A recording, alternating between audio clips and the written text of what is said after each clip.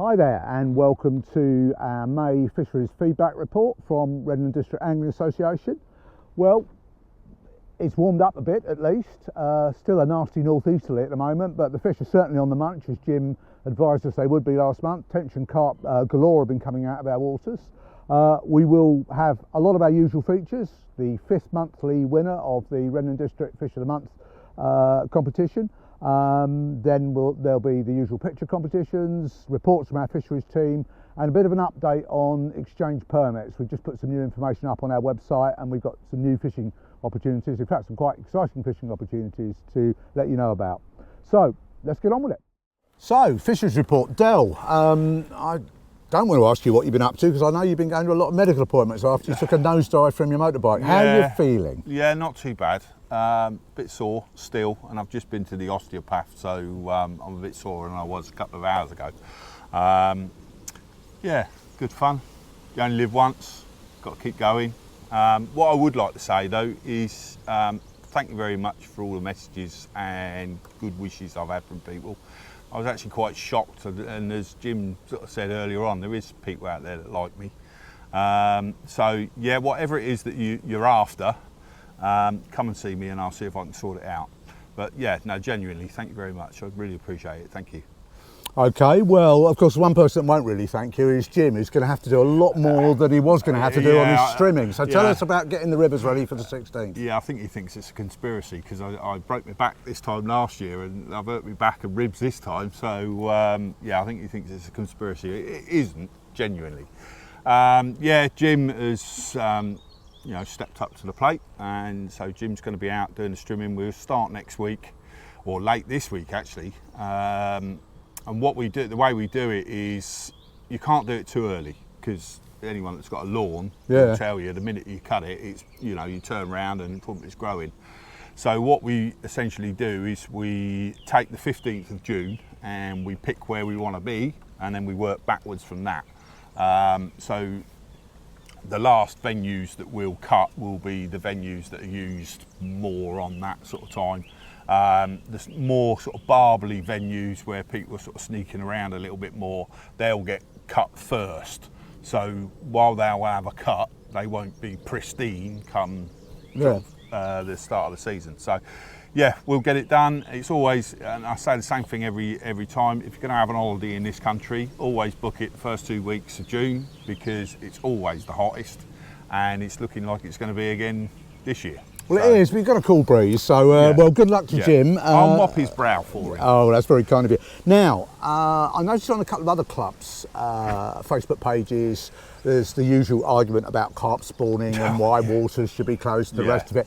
Very briefly, Del, can you just reiterate people why we, as a club for everybody, don't shut our waters during carp spawning time, or any fish spawning time, actually, apart from the statutory closing? That is the point. You know, we are not carp-only exclusive waters.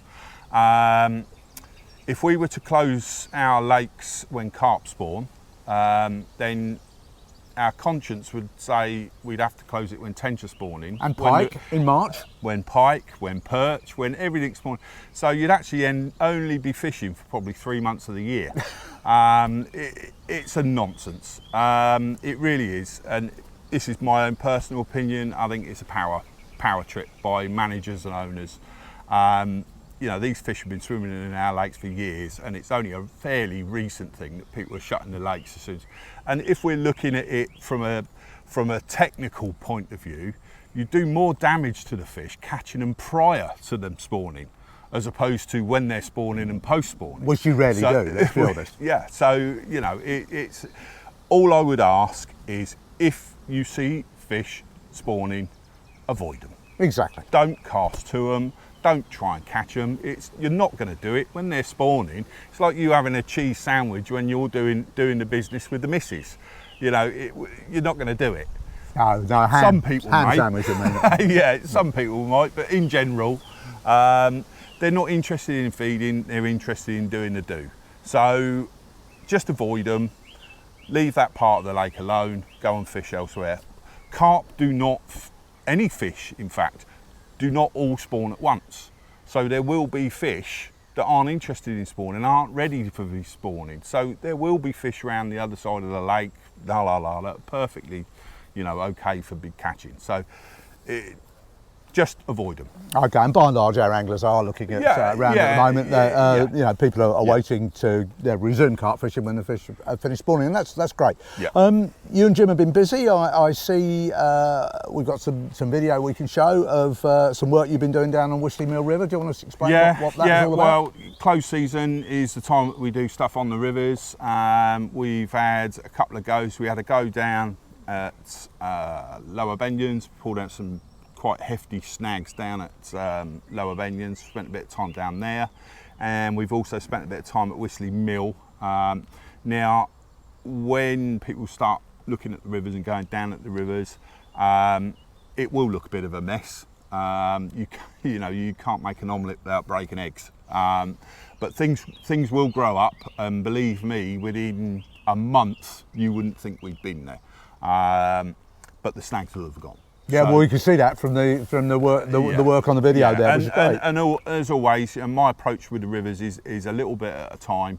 The last thing we're going to do is go down there and do the whole section all at once. What we'll do is we'll do a bit, leave it. Next year we'll do another bit, leave it, and so on and so forth. So, if you go down and your favourite peg hasn't been cleared, it isn't because we don't like you. It's because we're going to do that next year. Gotcha. Now, fish stocking. The EA have been kind to us again, and I see your grading project is still cracking on at Upper Benyons. Yeah. We had about 3,500 grayling, and the way we do it, I think I've explained it before, is we go and source some fish further up river, up around sort of Kintbury Way, around that sort of area, and they get taken off to Calverton. The guys at Calverton strip the fish. They produce us, in the thousands, loads of fry. We then put them back into the river. The original brood stock go back to where they came from, along with some fry, obviously, because we've got to doff our cap to the guys that are good enough to let us use their grayling. And then what's sort of surplus to what goes back comes down to us, and I think this is about the 6th or 7th year we've been doing it, and it's working. People are catching grayling.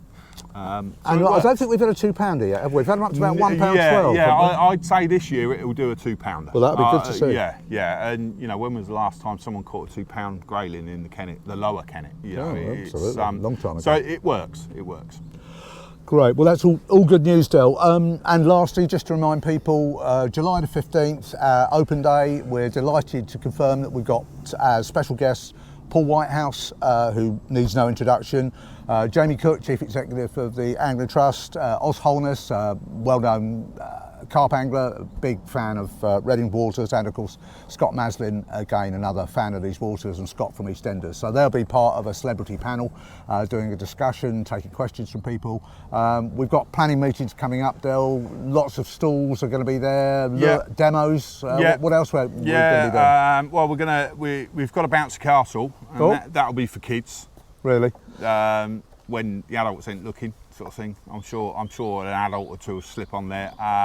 And we're also we're going to get a set of stocks in, and it'll give all those guys that I've given a bit of a rollicking to over the years a chance to throw a sponge in my face and what have you. So come and get your own back. Come down.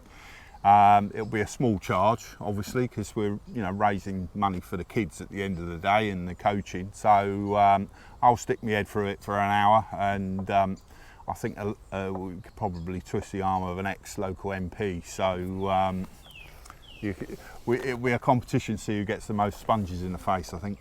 Oh, right, okay, I'm looking forward to that. That's the first I've heard about it. And of course there will be tackle stalls, there will be demos, there'll be casting, there'll be workshops, there'll be all sorts of other activities going on. The full programme will be announced shortly, but Saturday, July the 15th, and if you do want a stall for the car boot sale, do get in touch because they're going fast. I think it's going to be a very popular day. Yeah, I mean, if anything, last year it blew me away, to be fair, how popular it was. It was a lot bigger than I thought it would be last year, and this year it's only going to get bigger, because that's for sure. That's the way things go. Okay, couple of announcements. Exchange permits. I've just put a post up on Facebook and we've updated the information on the website, but you now have as a members of Redden District, or hopefully forthcoming members of Redden District Angling Association, an opportunity to have one of 4 exchange tickets at Godalming. They've got the famous Johnsons and Marsh Farm complex and some great stretches of the Upper Way. Godalming Angling Society have got 4 exchange books with us. We've got 4 exchange books with Hartley Whitney. They've got some lovely still waters down in Yateley, as well as stretches of the River Blackwater, which is a great little winter venue I've talked about before. And new for this year, South Cerney Angling Club. Got a lot of the Upper Thames and some nice waters around the Cotswold Water Park. So if you want to change, want to get away from the area for a day or so, you can find out on our website or through our Facebook page how to pick up your exchange tickets. The Hartley Whitney ones now, I'm delighted to say, you can get online through Clubmate, so that avoids having to come to the hut to pick them up. So it's all good. And on top of that, of course, we've got the shared water arrangements we've got with both Littlemore Angling Club up at Sanford near Oxford, and also with Jolly Anglers at Wallingford. So a lot more fishing opportunities available to our members, and we're hoping they'll prove popular. Yeah. Well, why wouldn't they? It still amazes me the amount of fishing you can get for your 80 quid. Right, exactly, and there's even more now. Our relationship with South Cerney is a new relationship. They're a well-run club, and they have very kindly invited us to send, or any anglers who've got disabilities or mobility issues. They've got a South Cerney Angling Festival for anglers with disabilities on July the 2nd. In my old job, I used to go and give the prizes there. So if there are any Reading anglers who would like to go up to the Cotswold Water Park and enjoy a day's fishing and friendly competition, Saturday, July the 2nd, details are on our Facebook page, or get in touch with us, and we'd be delighted, or South Cerney would be delighted to host you up there. So that's a nice gesture from that particular angling club. So, Del, that brings us on to our Fish of the Year competition and our Fishing Pictures competition. So Fish of the Year is, it's not Fish of the Year, it's the Fish of the Month for May. I think we were both thrilled to see that £10 4-ounce tench. Yeah, exactly. I mean, one look through our gallery, as you know, we all knew would happen, is just full of carp and tench, and a £10 tench. Let's not sort of get too sort of caught up in these massive. A £10 tench is a good tench, and that's not a fish carrying a lot of spawn either, is it? That is a good fish, and end of story. Anywhere you go, yes, I know the record's bigger, but a £10 tench is a good fish. So, Justin Ford, you are the winner of £50 Angling Direct voucher. Get in touch with us, and please do get in touch. Don't just turn up at the hut. Let us know, and we will give you your trophy and your £50 voucher, and of course your name will go into the draw, as it were, for the overall prize at the end of the year. So congratulations, Justin. Fabulous fish, and a well-deserved prize. So we move on to the Fishing Pictures gallery. Dale, yep. This is the one you have to judge. Yep. So we'll roll the gallery and then we'll have a chat about it.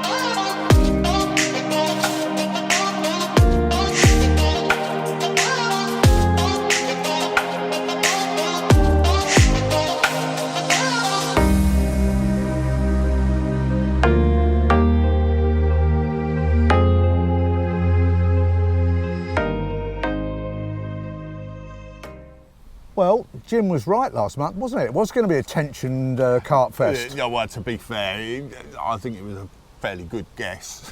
It's yeah, this time of the year is tension carp, you know, silly season almost.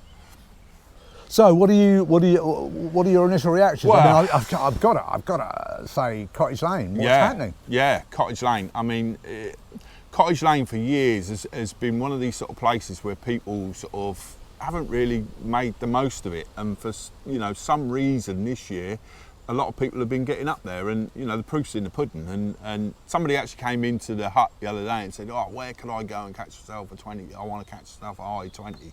I said, Cottage Lane. Cottage Lane, you know, it's not an easy water. Those fish see everything. But there are plenty of fish in there to be caught, and there's some surprisingly big ones in there. Well, yeah, Matt McCluskey there, 27 pounds. It's not the greatest picture, but it's a lovely fish. Yeah, and yeah. I think he had a 21 pounder to go with it. And yeah. Tony Graham's a regular there. I even see our old friend David Nunn as the odd trip up there. Yeah. I mean, if you want to get a bending in rod and you want sort of relatively easy sort of fishing in a relatively quiet sort of location where you're sort of almost stalking fish, Cottage Lane's the place to be. And no need to cast a long way. There's a lot of tension there as well. Well, we've seen that. So, you know, it's not just a carp fishery. No, that's for sure. I think I mentioned, don't you, to Malcolm Morris, who's been a stalwart of this association for many years, and I was so pleased to see Malcolm entered on behalf of the association and himself the National Tench Championships up at Linear, and he got the runners-up prize. Yeah. I mean, fair play to Malcolm. I mean, I wouldn't mind a pound for every tench he's caught over the years. And the best thing about the photo, and I think I'll put this up on Facebook, is if you actually invert the photo, it looks like he's almost smiling.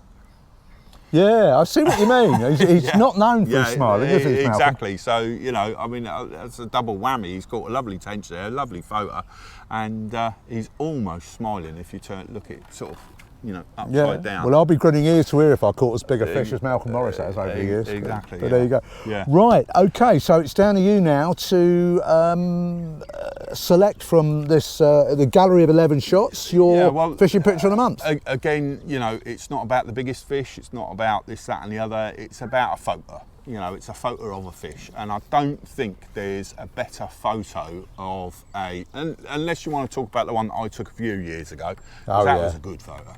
I don't think there's a better photo of a tench that I've seen for a long time than the one that Steve Sorrell's taken. I mean, that's a beautiful, beautiful picture of a fish there. You know, sun's out, everything's green, including the fish. That's a great one. So, Steve, let us know whether you want a carp or a coarse pack. I'm fairly sure I know which one it will be, but let me know anyway via messenger or whatever, and I'll make sure it's in the hut for you. And you know, that'll be courtesy of Rod Hutchinson Bait and Tackle, as always. They're good to us. They supply all the stuff for us for free, which is nice, and they'll be here at the open day as well. So you know, if you're into your match fishing or coarse angling, they got something for you. So come along and have a look at that. But yeah, well done, Steve. Yeah, I'll add my congratulations, because last year Steve was bending my ear about tench fishing, and I said, give Moatlands a go. The boys are going to tide it up, it's going to be a much nicer fishery. He's gone there, second trip, 714 tench. And he's a returning member. Yeah, we like them. Exactly, he's a returning member, and you know, they go to the dark side for a little while, but they're never there for long.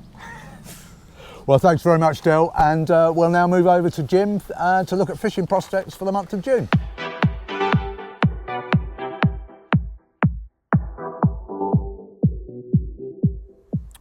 Right, Jim. Well, it was certainly tension carp in May. What do you reckon for June?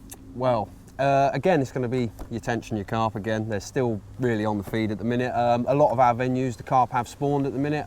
Farnham Flint, they went a couple of days ago in there. Englefield, they went sort of about a week ago or so. So I think by the time the video's out here, most of these carp would have had this spawning well out of the way, and they're going to be back on the feed. And the tench, they haven't spawned yet. So if you're after a double figure tench, this month is going to be the time to get them. Once they spawn, these big female tench, they can actually drop around £2 or so. A 10 pounder, once it's had a spawn out, can be an 8 pound fish. So if you're after the real big ones, make sure you get yourself out there this month, because there is doubles out there to be caught.